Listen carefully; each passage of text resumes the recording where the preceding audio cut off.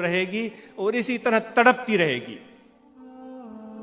تو آئیے آج ہم عزم کریں کہ محبت اور عشق جو ظاہری طور پر عبادت فرض، ظاہری طور پر نماز فرض، ظاہری طور پر حج فرض، ظاہری طور پر روزہ فرض، زکوٰۃ فرض، لیکن میرے بھائیو بات مکمل نہیں ہوئی۔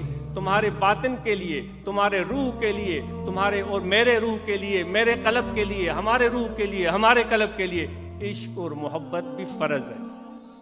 فرض کی تکمیل کرو، ہم نے فرض کی تکمیل کرنی ہے۔ اگر نماز ہم نے پڑھی اس میں محبت اور عشق کا اثر موجود نہیں ہے تو پھر وہ نماز مکمل نہیں ہے، وہ نماز ادھوری ہے۔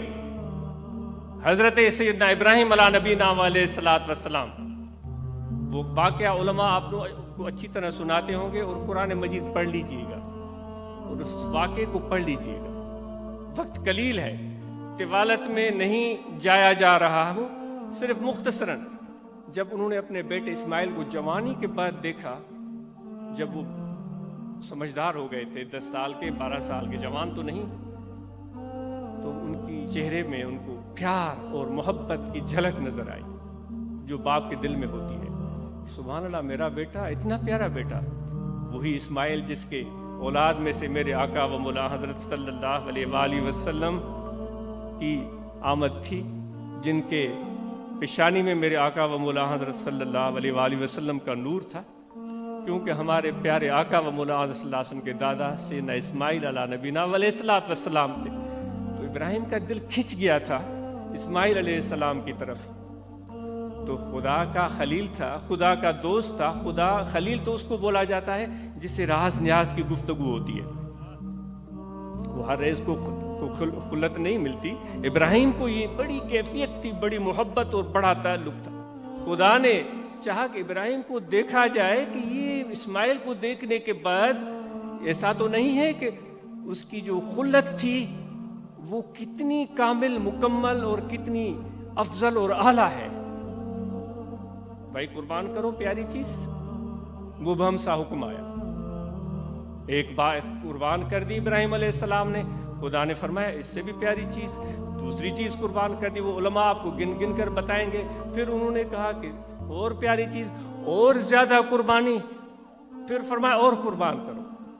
ابراہیم علیہ السلام کی وہ جو دل میں خدا کے ساتھ جو تعلق اور معیت تھی، وہ راز اور نیاز تھا، وہ حقیقت ان کے دل پر منکشف ہو گئی۔ ابراہیم تجھے سب سے پیاری چیز کون سی ہے؟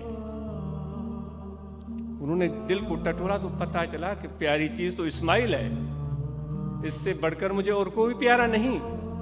تو پھر وہ لے جاتے ہیں منا کے میدان میں اور خدا فرماتا ہے قربان کرو، اور پھر اس کو لٹاتے ہیں، اور خدا کے حکم پر اب ایک باپ اور بڑھاپے میں اولاد اور اتنی کم عمر اولاد، وہ چھری اس پر رکھتے ہیں۔ پھر وہ سارا واقعہ آپ کو پتا ہے وہ کیا ہوتا ہے۔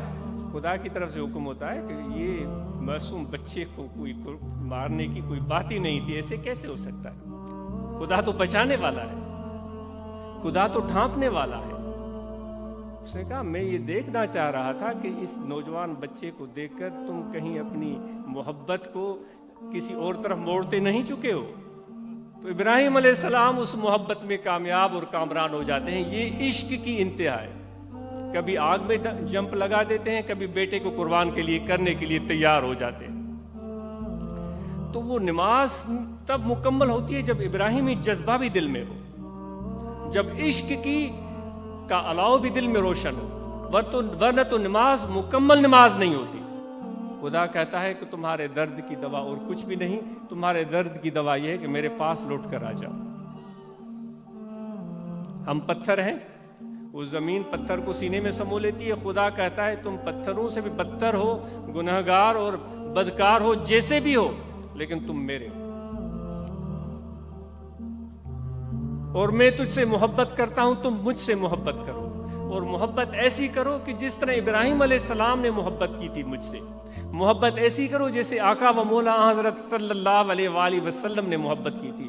میں بسم اللہ کی بات کر رہا تھا، تو خدا نے بسم اللہ پڑھنے کا حکم دیا ہے، اور ایک مرتبہ رحمان پر اکتفا نہیں کی بلکہ اوپر رحیم بھی ڈال دیا، اور ہر روز 10 بار پڑھتے ہیں، اور وہ یہ کہنا چاہ رہا ہے، اللہ تعالیٰ کی ذات یہ کہنا چاہ رہی ہے کہ تم جب رحمان کے نام سے مجھے جانو گے، رحیم کے نام سے مجھے جانو گے، اور تمہیں پتہ ہے کہ تمہارا اصل، تمہارا مرجع میں ہی ہوں۔ اللہ فرماتا میں ہوں، تم میری بارگاہ میں رہنے والے تھے، میرے سجود اور رکوع، مجھے سجود اور رکوع کرنے والے تھے۔ جب اتنا پیار تمہارا میرے ساتھ تھا تو وہ رحمانی صفت اور رحیمی صفت اپنے اندر ڈال دو۔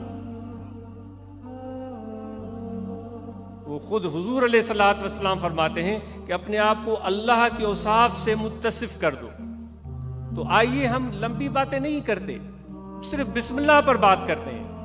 بٹائی صاحب نے کیوں فرمایا ہے کہ کوڑے منج کتاب حرف مڑوئی ہیک، یہ نظرت و نیک بسم اللہ بستئی۔ تو بسم اللہ میں سب قرآن آ جاتا ہے میرے بھائیوں۔ آج کے بعد وہ رحمان، وہ رحیم جو ہمارے گناہوں کو ڈھانپتا ہے، ہمیں لوگوں کے سامنے ہمارے عیبوں کو آشکار نہیں کرتا، ستاری کرتا ہے، آج کے بعد ہم اس پروردگار کے نام کے ساتھ رحمان اور رحیم کی صفت کو دیکھتے ہوئے دل میں یہ تہیہ کر لیں کہ وہ رحمانی اور رحیمی اوصاف ہم اپنے اندر پیدا کریں، وہ جذبہ رحمت ہم اپنے اندر پیدا کریں، تاکہ ہم خدا اللہ تعالیٰ کے قریب تر ہوتے چلے جائیں۔ جتنا ہم اس رنگ میں رنگتے چلے جائیں گے، اللہ تعالیٰ کی قریب سے قریب تر ہوتے چلے جائیں گے۔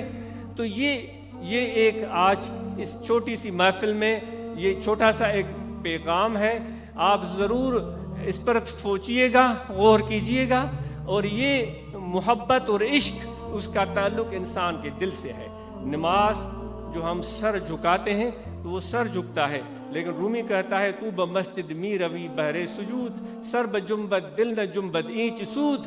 جب سجدے میں گرتا ہے سر تمہارا جھکے، دل تمہارا نہیں جھکتا تو کیا فائدہ؟ تو آج کے بعد ہم ایسا جھکنے کی کوشش کریں کہ ہمارا دل بھی خدا کے قدموں میں جھکتا رہے، ایسی نماز پڑھنے کی ہم کوشش کریں، ورنہ تو یہ نماز ہماری آدھی ادھوری رہ جائے گی۔ اس لیے آج جتنے احباب یہاں آئے ہیں ہم نماز کی پابندی کریں گے، خدا کے بارگاہ میں سر بسجود ہوں گے، اور اس طرح سجدہ کریں گے کہ ہمارا دل بھی خدا کے سامنے جھکے۔